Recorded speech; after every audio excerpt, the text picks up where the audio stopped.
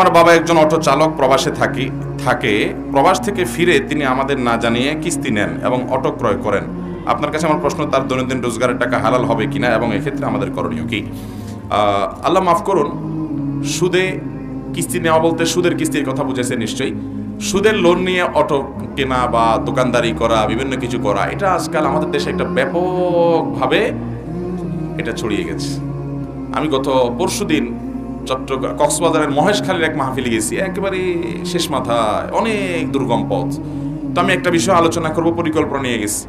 সেখানে একটা বড় মাদ্রাসা, চট্টগ্রামের দারুল মারিফ মাদ্রাসার একজন মুহাদ্দিস, ওনার মাদ্রাসা, উনি প্রসঙ্গত বললেন, ভাই আমাদের এখানে সুদে ছেয়ে গেছে প্রতিটা ঘর, অথচ সেখানে আপনার সম্ভবত বিদ্যুতের একটা প্রকল্প আছে বড়, সেখান থেকে মানুষ উপার্জন হয়, সমুদ্র থেকে মাছ আহরণ করে তারা উপার্জন করতে পারে, অনেক পথ আছে, তারপরেও এনজিওগুলো থেকে সুদ নিয়ে তারা সবাই দাঁড়াচ্ছে।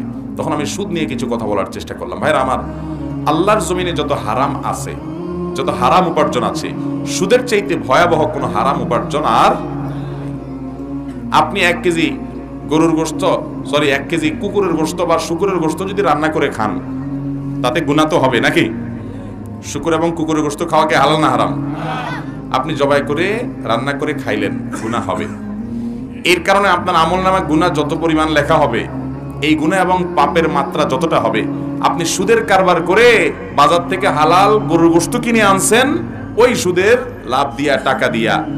তো মনে রাখবেন, ওই কুকুরের গোশত আর শুকুরের গোশত খাইলে যে পরিমাণ গুনাহ হবে, সুদের কারবার করে ওই টাকা দিয়ে খাইলে তার চেয়ে বেশি গুনাহ হবে।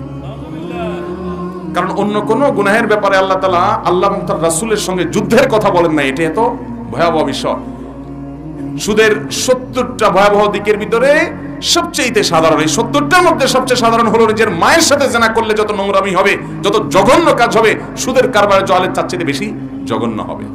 ভাইরা আমার, এই সুদকে আল্লাহ তাআলা কোরআনে বলেছেন ইয়ামহাকুল্লাহুর রিবা, আল্লাহ তাআলা সুদকে ধ্বংস করবেন। আল্লাহ যেটাকে ধ্বংস করবেন, আপনি এই কারবার করে কখনো সুখী হতে পারবেন?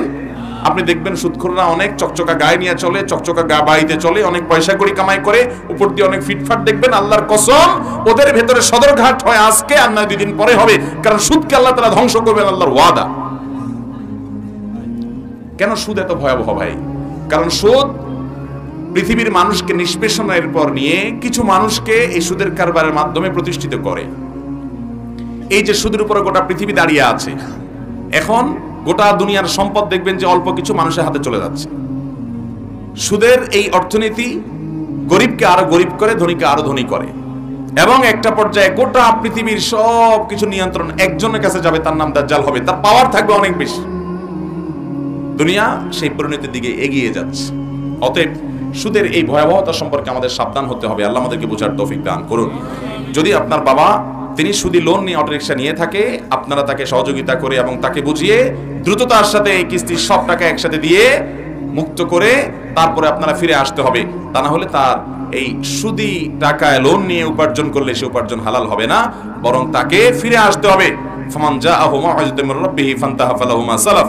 তিনি বুঝেছেন সুদের ভয়াবহতা, এরপরে ফিরে আসছেন, তওবা করেছেন, আল্লাহর কাছে মাফ চেয়েছেন, তাহলে আগেরগুলা কি হতে পারে? মাফ হতে পারে।